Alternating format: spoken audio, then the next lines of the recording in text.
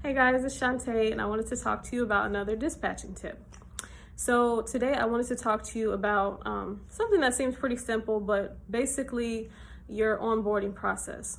So when you have drivers that say that they would like to work with you for your dispatching services, I just want to say, make sure that you understand what they want and what they're looking for. So since we have a lot of back and forth on social media, we might post things and say, hey, I'm dispatching, and people are like, okay, I need help, and they tell you what type of truck they have and everything, but you need more details than that before you can start looking for something for them.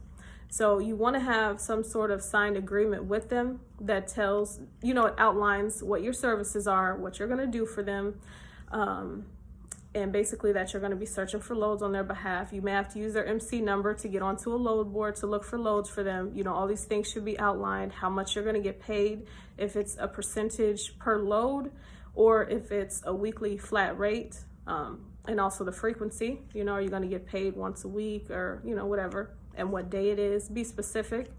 But more importantly, in this conversation, I wanted to talk to you about the truck availability and the equipment.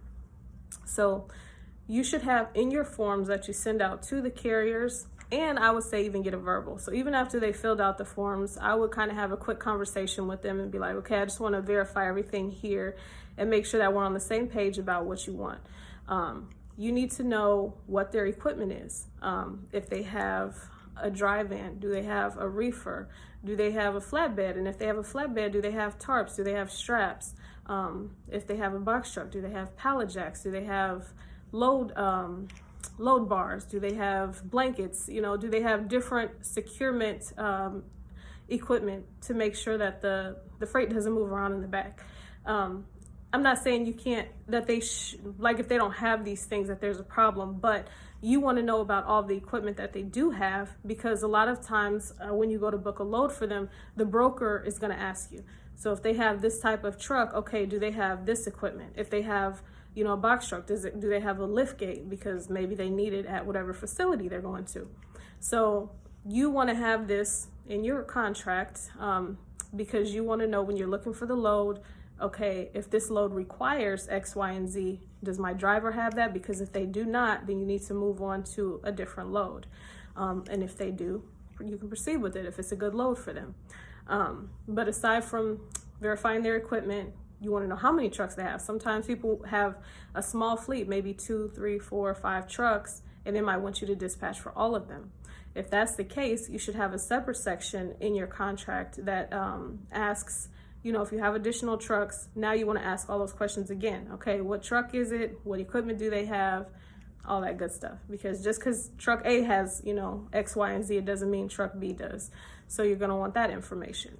You also need to know what their ideal lane is. So where do they want to run? Are they on the West Coast, the East Coast? Do they want to stay local in, whatever state they live in? Or do they not care? Do they want to just go over the road wherever the money is? You need to know that. That's important, because when you're looking for loads for them, you're obviously going to see where their truck is, but you want to see where they want to go to. You need to know how far they're willing to deadhead. That's when they have to move their truck to get to the pickup location, but they're not getting paid for that part, like they don't have anything on their truck yet. So you need to know how far they're willing to drive for that.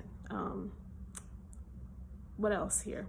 So you want to know, also the weight. I think I talked about that in another video, but you need to know what their max is. So can they only haul 26,000 pounds? Can they haul 80,000 pounds? If that's the case, whichever one it is, you need to know how much their truck weighs when it's empty, so that you know how much weight you can accept a load for, because you cannot go over that max, or they're going to have a nice big ticket if they get pulled over and get inspected, or when they go through the scales. Another thing, what is the length of the truck? You want to know that. And also, what we talked about in another video is their rate per mile. What is their ideal rate that they're looking for? And also, are there any states that they're willing to not travel to? Somebody might say, okay, I'm willing to go over the road, but don't send me to Maine, or don't send me to Washington or Oregon, or I don't want to go to Florida. Like, it just depends. So you want to know what their ideal lane is, but also which places they are not willing to go to. Okay, I think that's everything. If I think of anything else, I'll write in the comments. All right, guys, bye.